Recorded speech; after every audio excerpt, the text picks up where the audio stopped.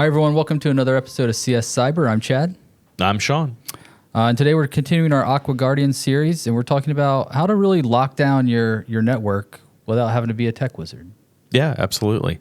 So we'll go through just some of the beginning steps of what that looks like. And one of the first things we talk about is network segmentation. What is that exactly? It's basically breaking your network down into rooms, right? So instead of one big open space, it's this IP space is your living room, this IP space is your kitchen. Yeah, things I like that analogy.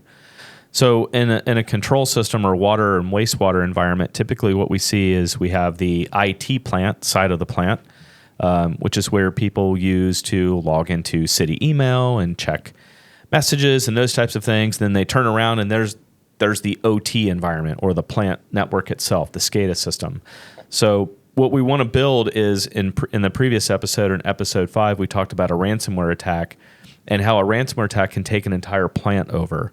And the way that it stops is through network segmentation. Now, does that mean like separate firewalls for every room, or how does that work exactly?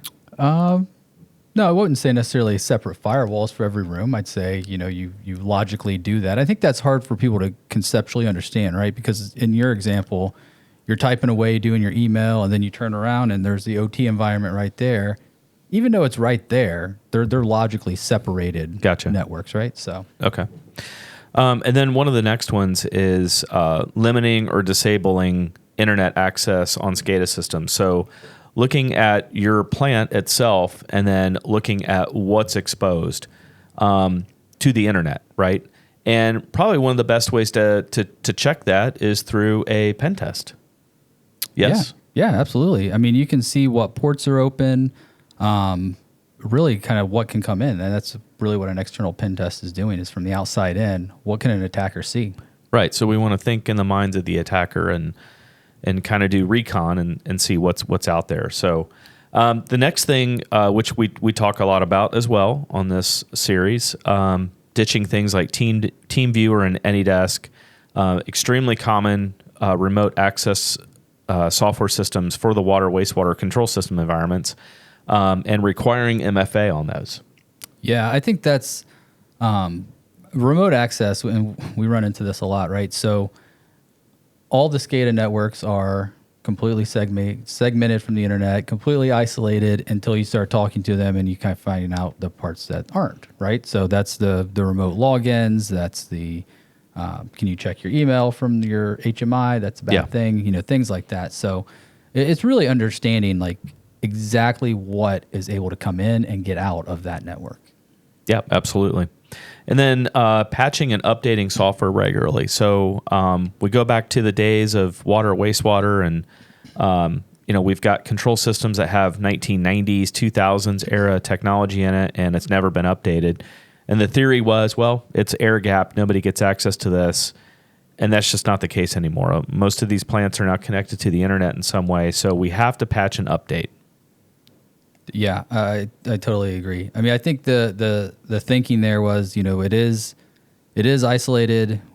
Well, I think the major problem with this is that a lot of water utilities don't have the support long term for some of these SCADA vendors, right? I mean, they have made the budget to do it right now, and we got to set it so that we can't touch it until it breaks again. Absolutely, right? Yep, I think that's a big problem in the industry as a whole. Is how do I get that support that if I update my Windows servers that are running my software and it breaks, who do I call? Yeah, because I make water, I don't know the software, right? So yep, absolutely. Yeah.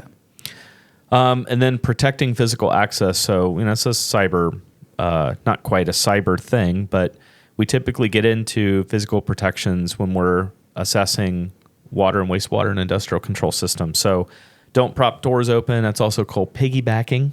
Yeah. Just make sure your fences and gates are in good working order. I mean, we come across a lot of gates that are propped open or just... We've run into some crazy stuff when going out and assessing these plants. All right, so vendor access matters as well. So really making sure that your third-party vendors or your supporting vendors are in alignment with logging in remotely and how they do that.